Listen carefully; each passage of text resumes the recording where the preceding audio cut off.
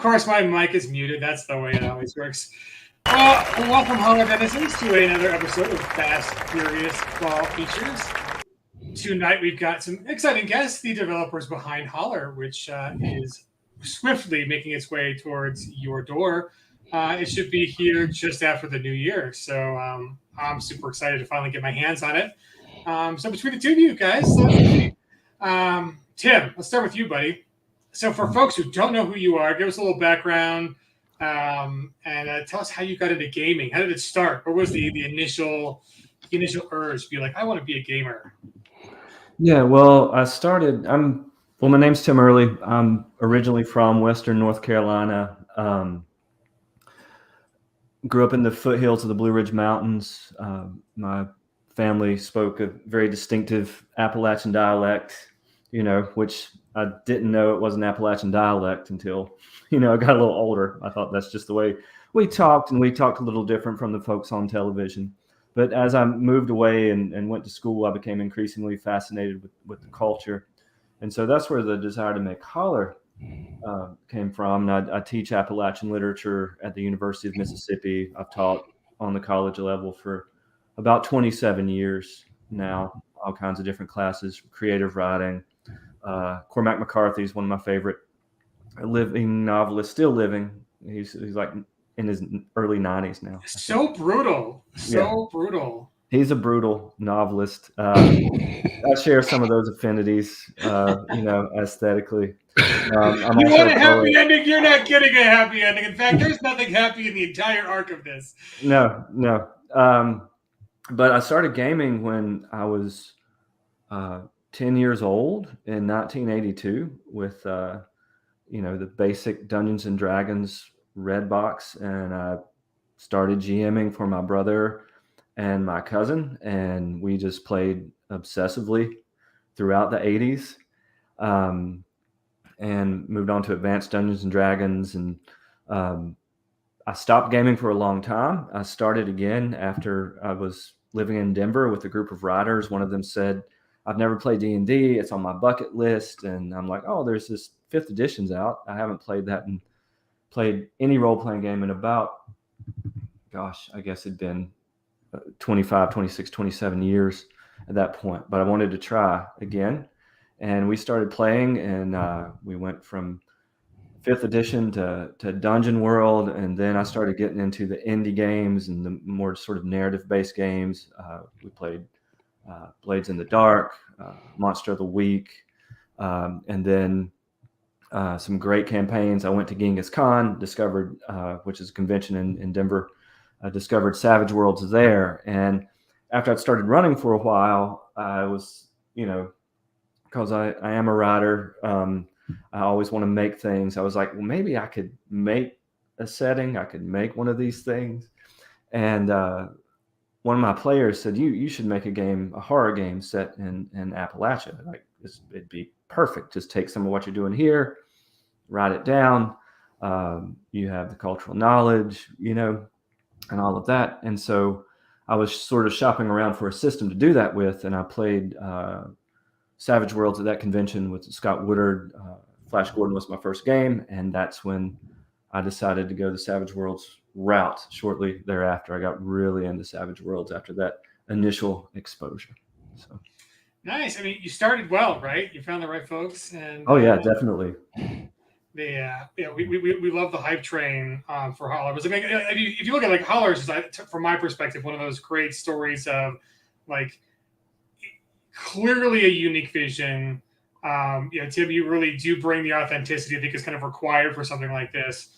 For it to be more than just kind of a pastiche or something kind of a passing, parody. I mean, it is legit.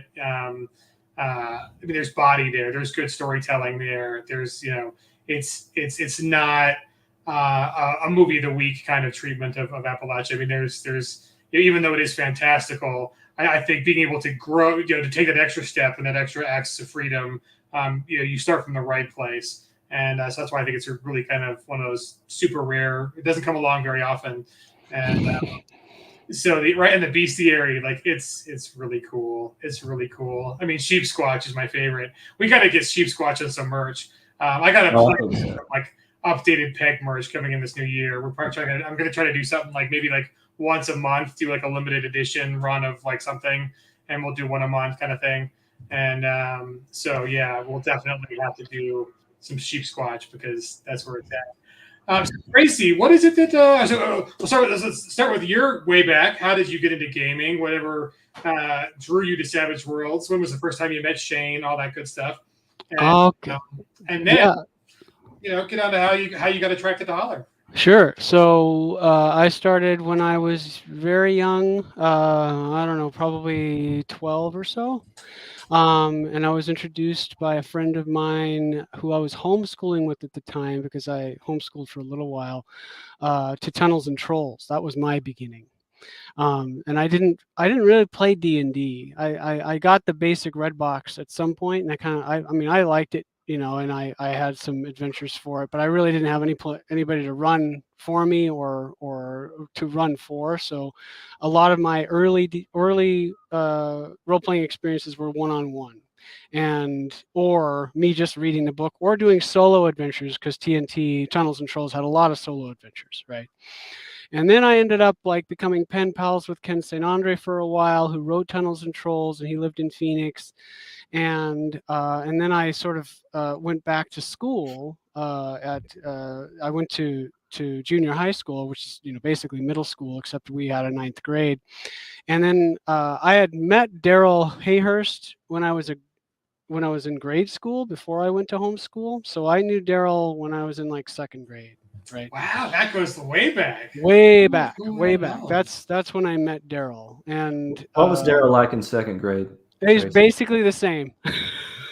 That's astonishing. Basically the same. Yeah, we got to see one of his Halloween costumes, and it was like, oh my god, the swagger on that kid. Oh like, yeah, really, yeah. He really had these now. glasses. He was so. He was just so out there and so confident. He's the same way now. He spews what he thinks and is not afraid to say, right? Yeah. And he's also not afraid to say he might be wrong, but that doesn't stop him from saying things. And so he was that way back then. And so anyway, I met back up with Daryl when I was in junior high school, and then we started playing Champions together. And then met some other people and reacquainted myself with some others that I'd known in grade school. So, and then from there we played Champions for a long time, and then like Tim, I took a long break because I ended up going to college and then to graduate school, and then I worked for a while and sort of had to get my career into shape. And so I didn't play for a long time. And then I came back and hooked up with Daryl again because he was on Facebook and I was on Facebook. And we both lived in Tucson. So he invited me to a game. And that was the beginning of the end there. And so since then, Daryl was the one who introduced me to Savage Worlds. And again, I can't say enough about him because he's one of my best friends, right? But he's also a very supportive person. And I think that Tim will agree with this, that in as much as Daryl can be very confident and say what he thinks, he also can be very, very supportive, especially for people who aren't quite as confident in themselves, right? So he convinced me at some point that I was going to be writing games, that it was only a matter of time, and I wasn't sure, but I wanted to do it. And since I wanted to, he encouraged me. And so it just grew from there. And I had written all my life. I've been writing since I was a kid, so it wasn't a huge stretch. But then I ended up meeting Shane, and I can't remember where I met Shane at first. I think one of the first times was at RinCon, probably in Tucson, Arizona. He was running ETU, and I think that was one of the first times I met him. And then, I was intimidated, all that whole thing. But later on, I ended up eventually I ran a game for him, and that sort of kicked it all off, right? Because he was like, okay, not only, you're a great GM. He said this to me. You're a great GM. You're a great person. It's a pleasure to know you. And that was the beginning of the friendship, right? And since then, it's just grown since. And then as far as Holler goes, Shane was he had bought the property. He had Tim lined up, everything. He had the manuscript even at that point, but he had nobody to go in and edit and develop it because Tim was not expert in Savage Worlds, so he kind of needed a little bit of help. And so Shane approached me as a freelancer and said, "Do you have time availability to do this?" And I said, "Absolutely. I would love to work with Tim. I want to do Holler. I have my own sort of connection with Appalachia, not directly, but through things that I've worked on." And he breathed a audible and visible sigh of relief on video chat. And then I took it over, and that was that. So that's how I got into Holler. Oh, fantastic! So I mean, it is almost out. It's like January is going to be, coming to people. I think our current estimate for the warehouse is like New Year's Eve. It's going to hit the warehouse, and there's so no way excited. we're making the warehouse, folks. After this last 2 years of COVID stuff, stay during the holiday weekend between Christmas and New Year's to get it out to folks. So it'll be January before they get picking and packing. But I mean, we had an unboxing video, and Simon got to show it off, and it just looks fantastic. So so back to Tim. What's it been like watching like an artist start putting graphics to your vision, and just seeing this thing go from like, hey, it's an idea, it's a manuscript. I mean, I saw your Word document when it was nice and fresh before. I don't know, maybe even before Shane had it. And now it's a book, and it's actually 2 books. Everyone getting the deluxe set will get 2, and and just it's fleshed out, and there's amazing art to go with it. So what is it like watching that collaborative process on something that was initially just in your head, and then it's a real thing? Yeah, really amazing. Like I wrote the first words on Holler in April of 2019. So by the time it comes out, that's about a 4-year span with this, thing in my head on almost a daily basis. And, when I started, I had a really solid vision for the world. And, I'd played Savage Worlds. I was running campaigns. I was checking out these different rule books. But, I didn't have a great grasp on the intricacies, I'll say, of the system. I needed help with that, in a major way. And so, to have Tracy come in and sort of help me with the rules aspects and implement a lot of things herself, and brought just a ton of new ideas to the table. And some of those came out through play testing. We had 2 awesome play tests. I ran one it included Daryl, Jess Rogers, Tracy, and then Mac McCullum was involved in another, and just tons of ideas came out of the playtest themselves. And then when we started doing the art, that just became like maybe the most fun aspect of it for me in some ways, just because you have this vision, you write it up, you send it to this person you don't know, and we had like an Italian artist. I think English is a second language. I don't know that he's well versed in Appalachian culture. And I would send him these things, pretty detailed descriptions, but also, just asking for a lot of cultural specifics. And they would come back and just be incredible. And the whole time that I've been working with Francesco, I've just felt like we were on the same wavelength. He gets the way I communicate, and I like almost every aesthetic decision he makes with the color and the lines and the shadow and light and whatever else. And it's just been wonderful. And so we moved that partnership from the game to a comic book that's, that Outland's doing.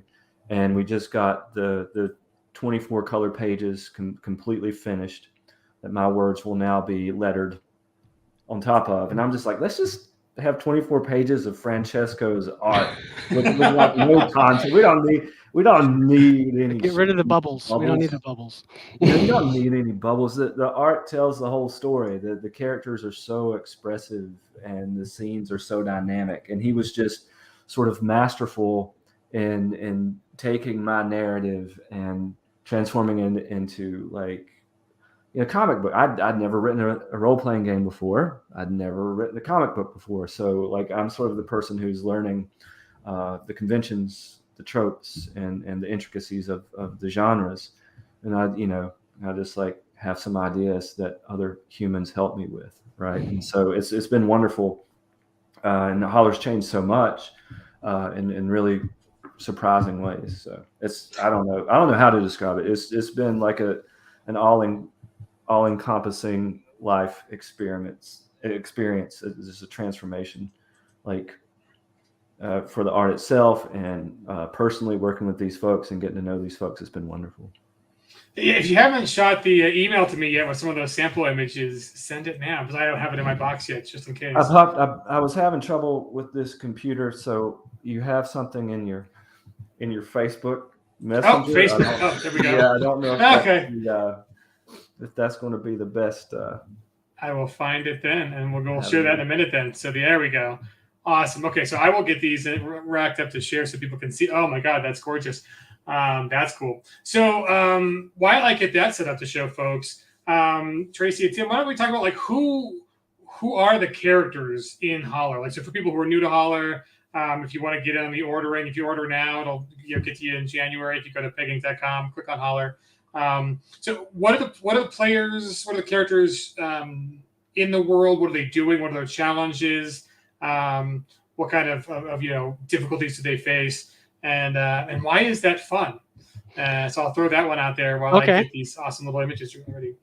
Well, the sort of conceit of Holler is that you're in the Appalachian region, but it's a fictionalized version of it, right? And you're sort of enclosed physically. You can't escape from the region, because the big boys, which is basically sort of the fictionalized version of the railroad companies and the mining companies, they've come in and started speculating the land and creating mines and textile mills, and basically using the labor of the Appalachian residents who cannot physically leave the area.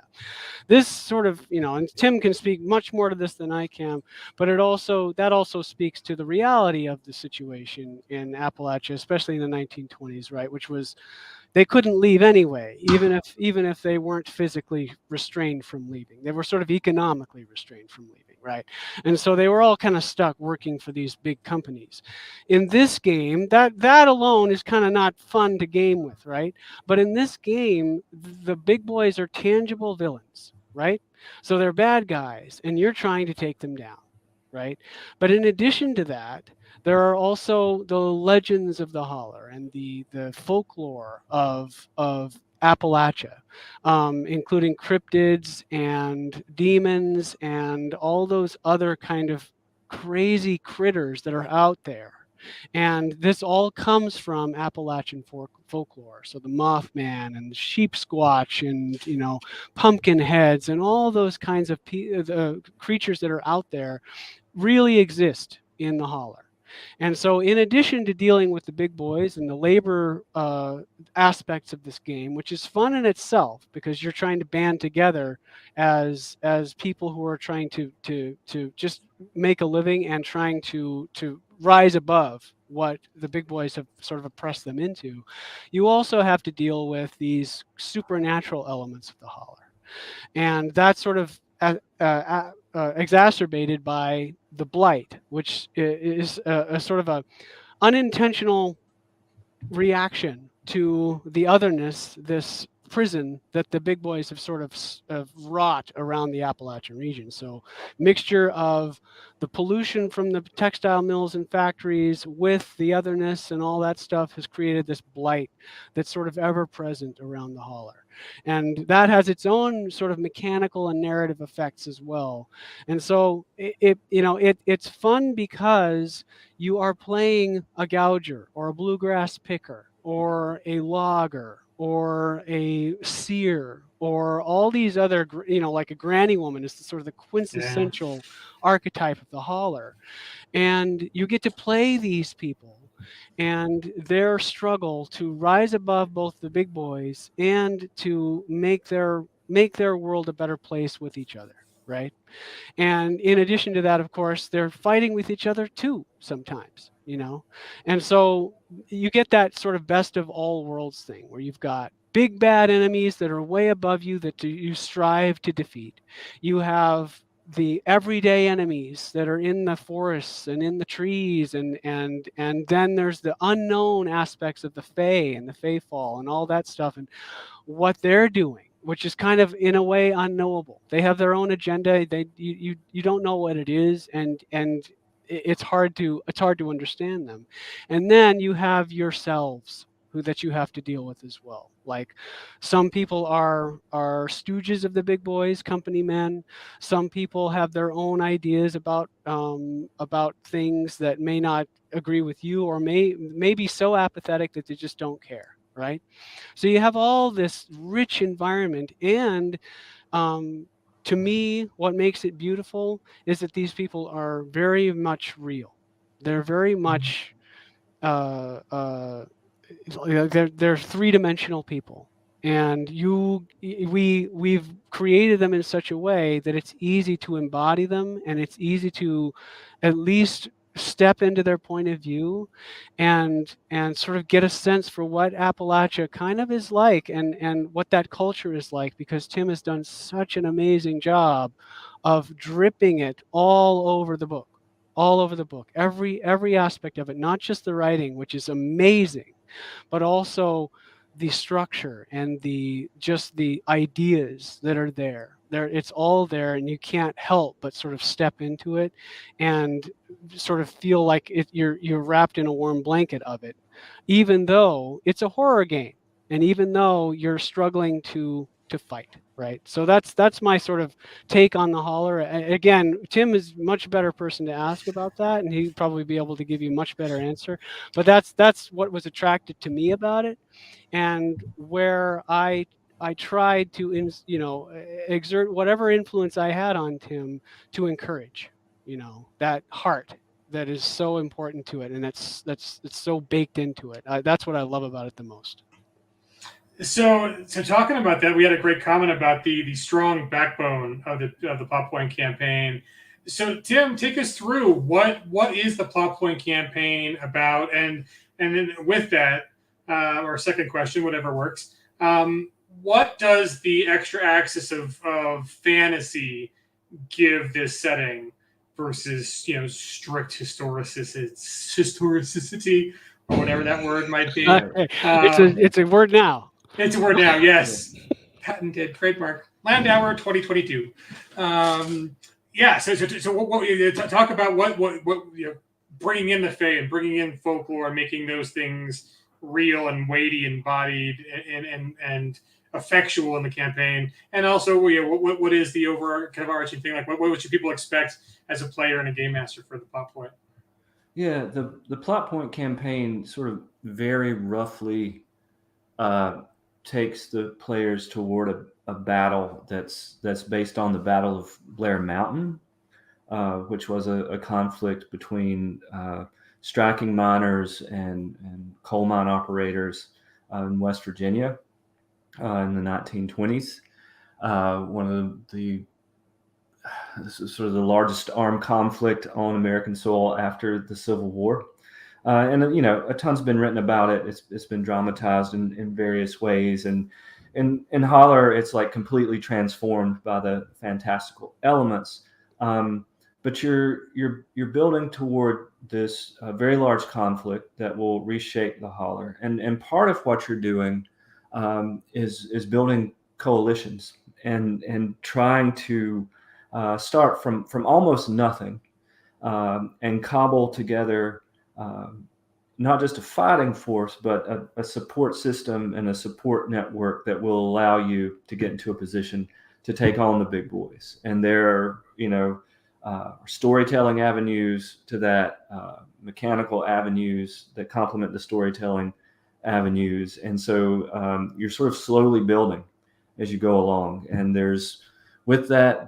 you discover lots of different regions of the Holler. You discover lots of different factions. It creates the potential for the dark side of diplomacy, with the sort of betrayal and not really knowing who you can trust from one mission to the next. And there's different groups and different individuals with different motivations. So you have to be very careful in the coalition building, because it could it could come back to bite you at a very pivotal moment, right? So it has those sorts of elements to it. And seeing that, so not to cut you off, but having just watched the Andor series, love it. I love it. I want to turn it up to like 1.25 speed, and it'd be amazing. But it's great. There are such really good, like it delivers at the end. But that to me, this is Holler. This is Star Wars wanted to finally tell the story that Holler tells. Outside of the big glamorous space battles, this kind of, how do you build a resistance? How do you, all the little things you need to do, like when they have everything and you have nothing, what can you do to like even the tables? And I'm like, this is the story of Holler. This is what you do in Holler. In my opinion, better than whatever. But like the people who are realizing Andor is a really great story, and a really interesting telling of those kind of narratives. And like you get that twice over in Holler, because that really is the meat and potatoes of who your characters are, and what they need to do. I mean, it's much like all the limitations in space, where it's like you don't have a space station in the spaceship, and you can't easily get out of where you're at.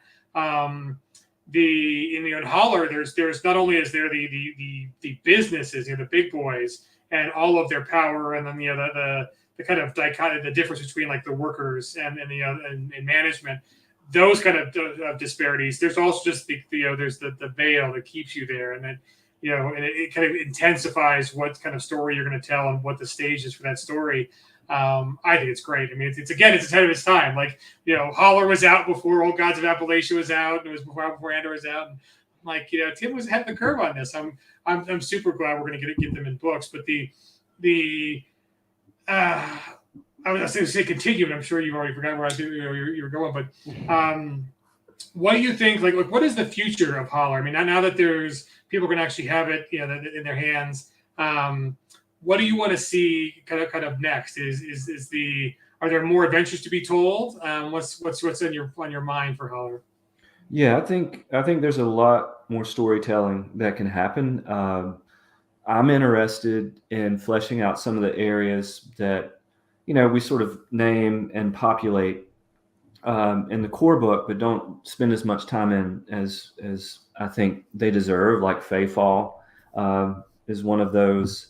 I think there's a whole sort of underground criminal economy that develops, in a place like the Holler, and we get a little bit of that with some moonshiny missions in the Plot Point campaign. But the whole underworld that's centered around this place called Hot Poker Mountain, which is sort of like the pleasure mountain of the big boys, right? And it's where there's a lot of illicit things going on. Just the whole black market. Exactly, Tyler. Holler 2, Feywild Bug. Yes. So that and looking more at the Blight, because the Blight, in some ways, is this very freeing narrative convention for the GM and for me as a creator. If you want something bizarre, amazing, fantastical, inexplicable to happen, just blame it on the Blight. The Blight did this. There's a sheep squatch. It's probably the Blight. And it's just this elastic sort of world rule that you can shape and reshape and deploy for whatever purposes that you will. And I would like to explore the Blight a little bit more in relation to the mutations, adaptations, and the flora and fauna. I think there's more story to be told on sort of a macro environmental level with our critters and the landscape. And so those are three big areas that I'm interested in. That's why I love what you've done. To me, it speaks to something. I mean, it's not space opera, but it speaks to something like Dune. And if you look at the original, like where Dune came from, the original impetus for that idea wasn't big family houses and spaceships, and it was about sand dunes and shifting dunes in the Pacific Northwest, and just the environmental changes that were going on in a very small little estuary kind of thing. and that idea was the core that became this amazing, epic Frank Herbert thing. So I like how you haven't left anything really undone. Like, I mean, there's not only is there societal and financial stuff that is very significant, but there's the environmental part is there as well that is super interesting. And so there isn't. I mean, it's a very well thought out world, and like the fact that you want to flesh it out even more is super exciting. But I did get that image. Let me pop this up on screen so folks can see this before we get too far into the stream. Wow, I love it. That is super evocative. Really, really fantastic work. I mean, you could definitely tell the theme of this one is like eyes, right? Like, look at everybody. Like, this is the mystical kind of covered, glowing eyes of the character at the top, and then super in on the snake, and then there's the fear and the it's so good, so good. That's Zilla Root at the top. That's the Holy Roller. So yeah, I'm super impressed. I mean, I think it's great. I mean, like it wasn't like Prenzy was a nobody before this, but I mean, the fact that we've got a really awesome graphic artist whose career is exploding is really fantastic. That we've been able to maintain that relationship and that work on this project, and going forward with the comic, which is super exciting. So tell me on the comics, because we've had Chuck on, and Chuck hinted a little bit about it. So what's the plan? Like, how many pages? Is it going to be a 2023, 2024? Where is that going to lie in the? Yeah, we don't have a timeline yet. We have 24 inked and scripted pages for the first issue, and then we'll go from there. Nice. And I think maybe the ultimate plan is to have 3 of those and then turn into a single graphic novel. So yeah, it's really exciting. And Zilla Rood, who is our Holy Roller archetype, is sort of a central character. Another one of the main characters is named Busted Bob, and he's sort of this broken down half gouger, half preacher. And he was actually created by a player, Matt McCollum, in the campaign that Tracy ran, and he played Busted Bob, and I grew quite an affinity for Busted Bob. I was like, can I steal this character and put him in the comic? And he was like, sure. And so he's from that campaign. Percy Ray Bunch, who is my personal cross to bear as my favorite character, the curious youth archetype. Yeah. And he's sort of based on, the kid in Sling Blade to a degree. I loved that kid in the 90s, and he was in several things. He was in American Gothic 2, the television series. And then sort of the traditional Jack character in folk tales, who I'm going out to seek my fortune, and he's just like misadventure after misadventure, and just every mouthy, overconfident, like adolescent archetype we've ever been exposed to, sort of poured into this little bundle of energy. He plays a role in the comic, and then we have Piston Penny, who is a tinker, really good with tools, and then we have like a seer sage character too, called Lonnie, who's has a lot of vision. So it's a very odd crew that will mix in interesting ways. And that's one of the things with Holler that I maybe wasn't thinking about as much at first. I wanted the gritty realism aspect. I wanted the fantastical nature brought in from the Appalachian folk tales and dark fantasy horror sort of element. But what I began to value more and more in the writing and as we played was sort of just the degree to which the setting and the characters encourage like shenanigans and hell raising. Like people instantly start doing crazy things, when they inhabit these characters. They want to push the envelope. They want to do something wild when they're a moonshiner. All of a sudden this opens up, this rebellious streak. And I think that's what, whenever I run it, like I give a little pitch and it sounds very dark and foreboding and ominous, and people start playing it and the game's just full of life and color and laughter. Yes. And that's an important part of it too. Right. And so And that's something that I think became more and more sort of present in the writing as it went along. Some of that was from Tracy's encouragement. Some of that was me sort of like embracing the pulp action that the system sort of fosters in a wonderful way. And then, you know, I have a dark sense of humor, and I think, you know, that manifests at times too. Yeah, I mean I've read the comic, unless they've made major changes, and I don't think they have. It's beautiful. It's a personal story about Zilla and her father, and the relationship between her and Busted Bob is amazing. And it's just these little moments, and it's a comic book, and it captures those in these frames that are just exquisite. Like the end, there's a quote from or like Zilla's asking, because Busted Bob, he gets talking from God, right? He's like, God talks to me, right?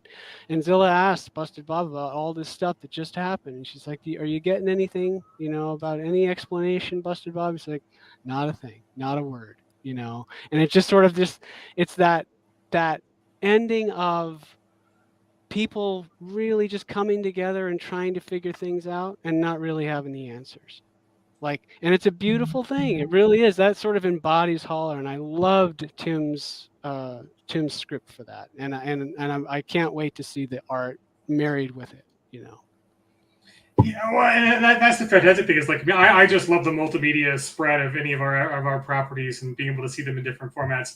I did look it up. It's Lucas Black is the little snot ass kid who was in. I played Frank Wheatley. Yeah, that's Lucas Black. Thank you. Yeah. I love that portrayal. I mean, and you need a really smart kid to be the actor to play. I mean, there's not any. Most kid actors aren't that cool, but that's why I just love seeing it's going to be comic and like. It needs to get picked up by Hollywood or, even someone better like whatever, like Hulu or Netflix.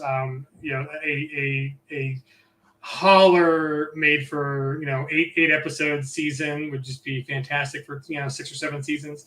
It'd be fun to see that happen. So Hollywood, if you're there, like, but it really is an evocative property. And I think that's the one thing that's like, I love alt history and almost all its forms, even just historicals. And this one just it hits all the right notes. It's like you want to learn more about true history to be able to create more interesting adventures within this wonderful setting. But you do have the freedom to not have to get everything right. You can blame it on the blight. Like if you get something wrong, it was a blight. It's okay. And it's not just the learning part. It's really is a fun milieu to put characters in and give them challenges and to play games in and have fun with. I mean, that is the, for all the challenges and the kind of darkness and the things that are it's almost as if it's one of those rare things. Like the one problem I've got with historicals is when people come from fantasy where there's these like at least 7 to 12, like, archetypes that are very clearly defined and they have very clear roles that make sense in fantasy.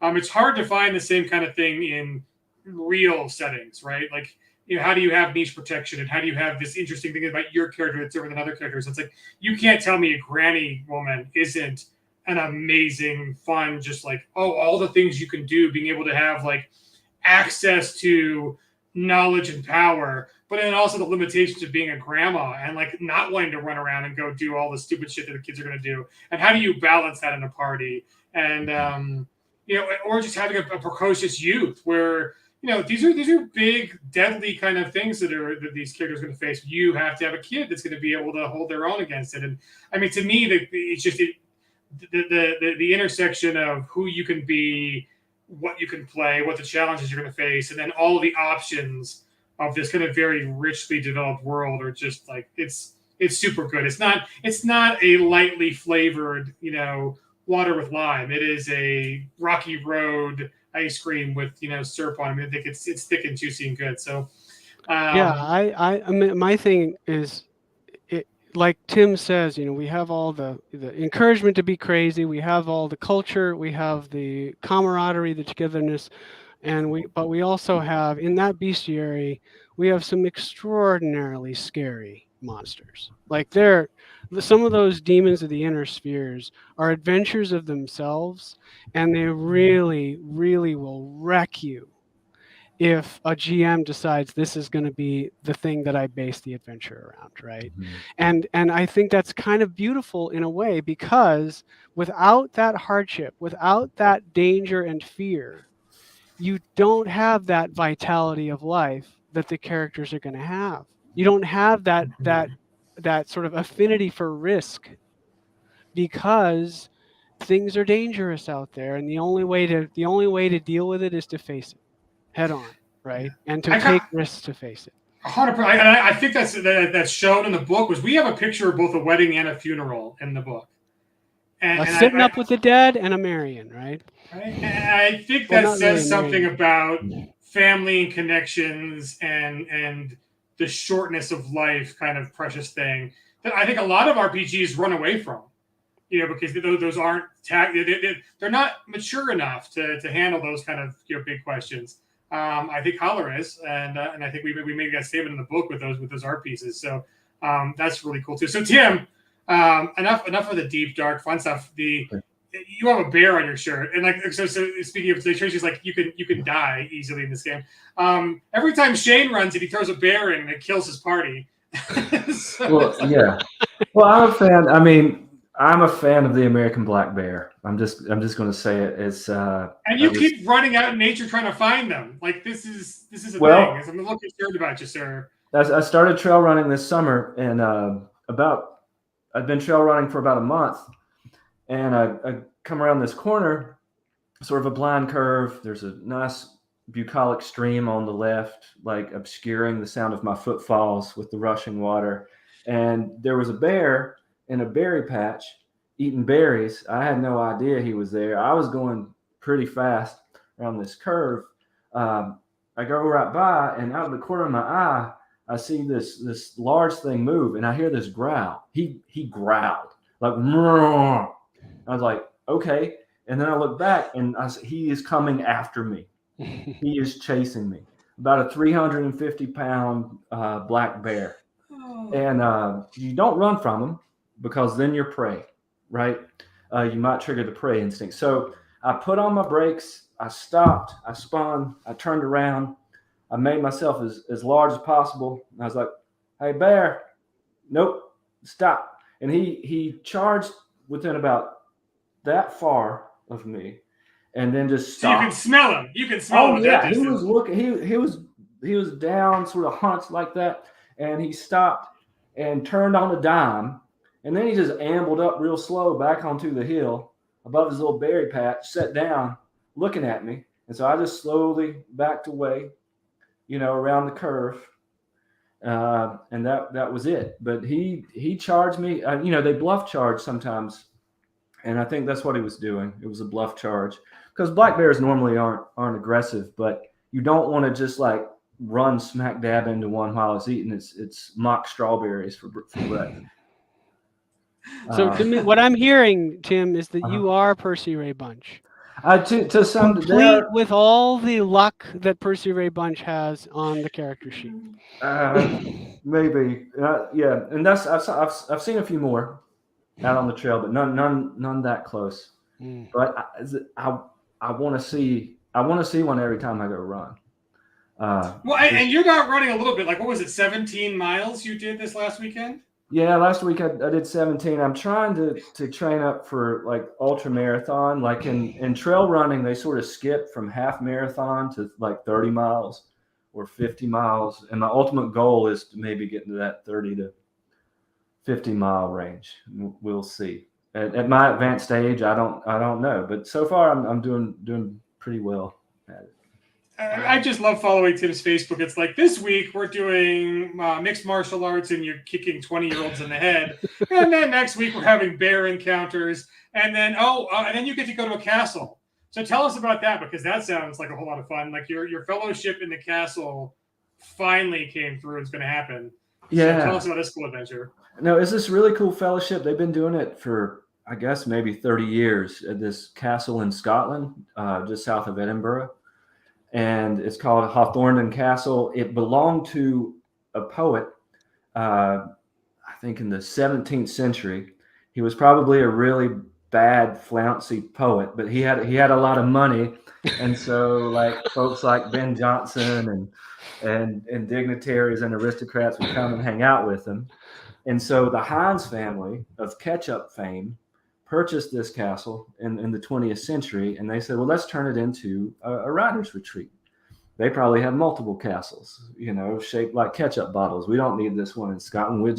And so they turn it into a writer's retreat, and they bring, I think, 5 or 6 writers at a time, and you get to stay there for a month. And all you have to do is write, work on whatever project you're working on. They feed you 3 times a day. There's no internet in the castle. There's a rule of silence between like 8 a.m. and 6 p.m. and you all come together for dinner every night. And I hear a little bit of post-dinner sherry. So yeah, it'll be an experience. I'm excited. Writing in a castle in Scotland for a month. I mean, I haven't been out of the country before in any substantive way, so it'll be an experience on multiple levels. And I have like Scotch-Irish blood almost exclusively, so there's some cultural DNA lineage there as well. So I mean, there will be no bears when you go and run around the moors during your fellowship, but that sounds like a really cool adventure.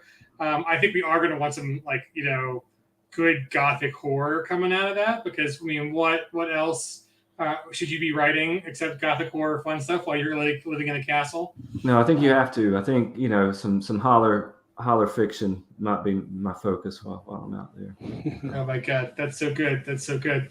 So Tracy, you've been busy on some other projects for Peg between when we launched Holler and delivering it. So the for folks who don't know, and really who doesn't know, but let us know what cool things have you worked on this last year after Holler got sent to the printers? Well, let's see. First, I did a adventure for the Superpowers Companion. I did that, and we did a lot of playtesting for that, the Supers Companion, and then I got brought on to do Pine Box Middle School, and so I've been working with Ed and Preston and Scott, and getting the book all ship shape and kickstarted and ready to go, and we're almost there. So it's just a matter of a few more things coming in, and it's looking really good now. And so I'm proud of it, and I'm also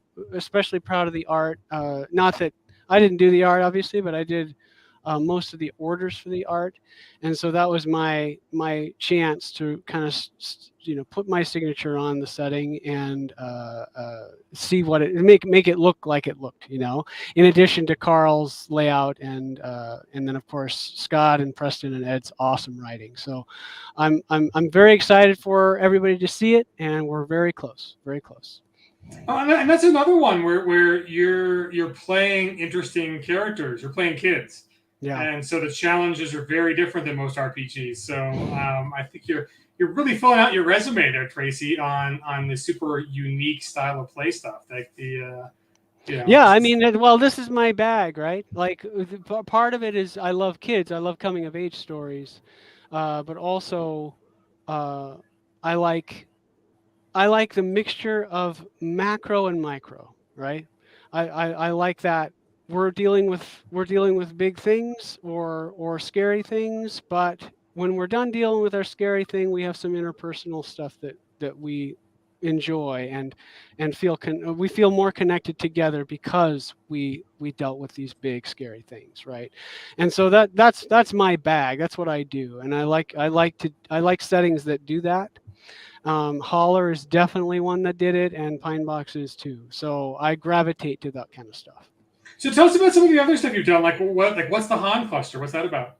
Han Cluster is my own sci-fi setting, which I'm working on. So I plan to do it as an ACE license, and I've got the book about 3/4 written or so at this point, and it'll have its own plot point campaign, and it's unique in its own kind of way. It not only is it optimistic setting, it doesn't mean you're not going to have plenty of conflict and stuff to do, but the overall feel of the setting is humans sort of are connected.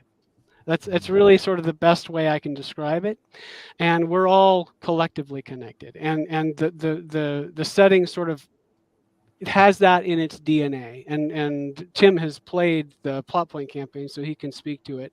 But it also has unique mechanics concerning the drift and specific ways that I deal with artificial intelligence and stuff like that, that a lot of games don't in quite the same way.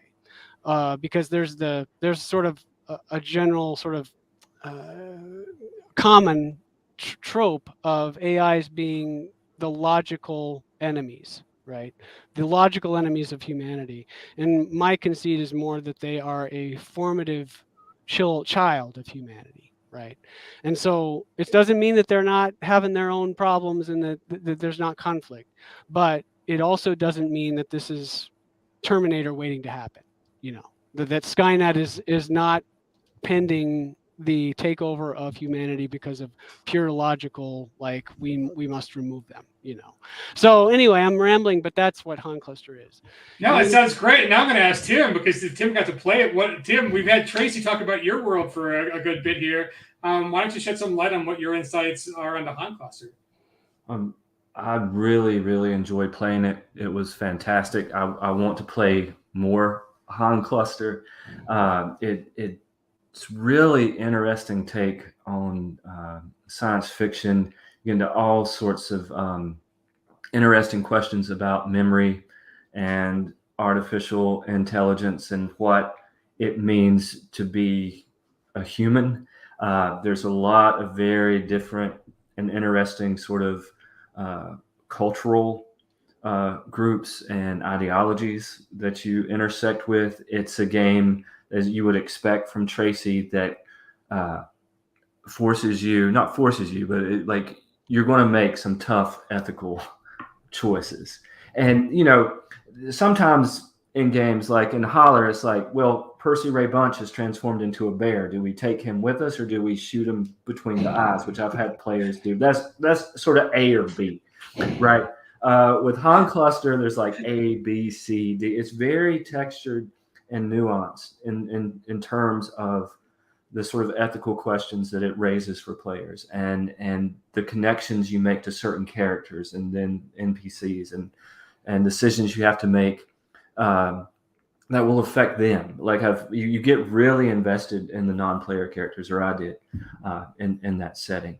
And it is sort of an optimistic and affirmative setting in a lot of ways, but it can only be that if there's a lot of really interesting manifestations of darkness and danger, right?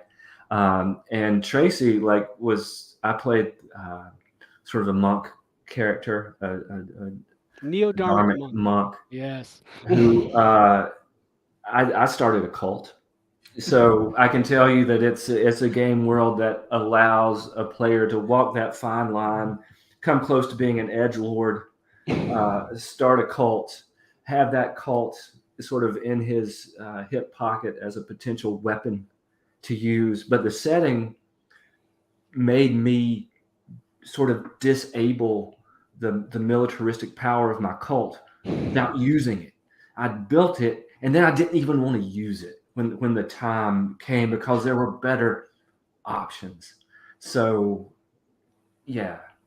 And I tried to abdicate, and this is how Tracy is evil as a GM. I built this cult, and then things were getting out of control with it. I didn't want to take responsibility for the cult, so I was sort of like abdicate my leadership and like forswear the cult and distance myself from it. But that didn't happen. Nope, the cult lives on because you created it. So it became its own thing after that. And that's kind of beautiful, right? Part of that is player agency, to be able to affect the world. That's what you want as a player, is to be able to affect the world. And so but I trusted Tim to not like go in crazy directions, go too far off the map. And we all did. And then he did it. And then once he abdicated and finally like relented, I took it over and said, all right, no, this you've made your pie. Now you have to eat it, But that's part of the fun of it. And it's a textured world because of that. right? And that's just part of GMing. That's part of design and player agency, and how those ingredients all have to come together as a role playing game. I mean, John Drew is not wrong about the Kool-Aid. Like there are several instances of writing a science fiction book leading to a very successful cult forming, and a couple have become full-blown, religions. So maybe in 25 or 250 years there will be the Han cluster religion. Oh my God! I just let's hope not. Let's hope not. Tracy's not crazy, but yeah, that's so. I love cool. it. It's been in development for years, and I'm getting closer. So at some point, I'll kickstart it. That's great. That's great. Man, I love seeing these passion projects, reaching fruition. It's really exciting for me as a Savage Worlds fan. Just watching how, I think we're unique in that. I think Savage Worlds is unique in its ability to allow aces to produce things that just normally wouldn't see the light of day in the industry. So, pat on the back for Shane. For allowing those to happen, because Holler is just one great example of one that was just it was a little idea on a little game, and now it's not. Now it's all grown up, and it's going to be a real book and a whole thing. And Tyler asked an interesting question. So can you even do a dungeon crawl in Holler? What would a dungeon crawl in Holler look like? Why not? There's lots of caves out there. Mm-hmm. Lots of caves. Yeah, I think totally. Yeah, there's the twisty turn tunnels, which I don't think they're detailed very much. Just sort of they have a lot of twists and turns, sort of encouraging like a subterranean, journey. But yeah, I think you could do, something with all the coal mines and the blight and, just horrific things festering. Oh yeah, just even on your search to get out of to get beyond the blight, get beyond the veil, try to way out. So much goodness. Kind of reminds me of Dark. It's a Hulu show. No, Netflix. No, it's a Netflix show. It's in German, and it kind of this sci-fi family drama, time travel show, and it centers around this cave. And if you want to talk about caves and weirdness, that's a good inspiration for Holler. I can totally see that working for Holler. So. Yeah, there's so many. I mean, you could be. There's so many ways to do that. You could be rescuing miners in a mine. You could be going down and trying to find specific mushrooms to give to the Faefall if they, that they don't have access to, or something like that. Like if those quests that you're looking for in a fantasy type dungeon crawl, you could absolutely do them in Holler, and you can integrate them easily with the setting and the existing campaign. Yeah, I think there was a hindrance where you're trying to escape from the Holler, and I think that's like you said, Chris, I think that's a wonderful setup to this peer into every little nook and cranny you can find. There's the Tommy knockers in Faefall are subterranean, and sort of in my personal campaign, I had them have this tunnel network that runs beneath the Holler, and they would go and spy for the Fae Queen and just pop up in weird places, right? And so there's a hint of like a whole world down there, sort of like the Underdark, of course. But yeah, I think there's a lot of potential for that. I think also just one more thing about the Holler that we didn't mention was the folklore aspect of it. Like more than just the Appalachian folklore that inspired it, the setting itself encourages folklore, meaning that as the characters do things, they're building their reputation, they're building a coalition, but they're also building stories that they can tell and that can grow on their own and become bigger than what they were, right?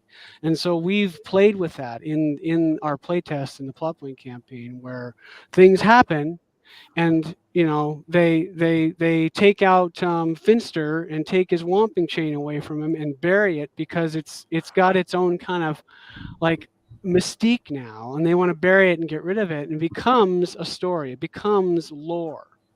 And all of a sudden that lore, and what makes Holler so amazing is that folklore that you build early on in a campaign can become real later on. Mm-hmm. Partly because of what Tim said, because of the blight. You never know what the blight's capable of doing. And it's just that sense of the stories you tell become the reality that you live. And that's Holler like embodies that and embraces it more than any other setting I've ever seen. One of the coolest things I had happen at the table very early on when I was running Holler had this notion of the granny woman, that they would take the walk at a certain point when they reached a certain age or become venerated, beatified, and they either become a witch, or I think in my original notion, they might just go into the forest and become a tree. And it's different in the core book. They sort of become kind of a saint or a witch in some ways. But I was running at the table and I was just throwing out, well, I heard an NPC say, I heard when a granny woman takes the walk, this happens. And the players just started, well, I heard when a granny woman takes the walk, this happens. I kept going back and forth with this one player, and he'd say something, I'd say something, then other people started pitching in at the table. And in about 2.5 minutes, we had like a dozen different things that might happen when a granny woman takes a walk.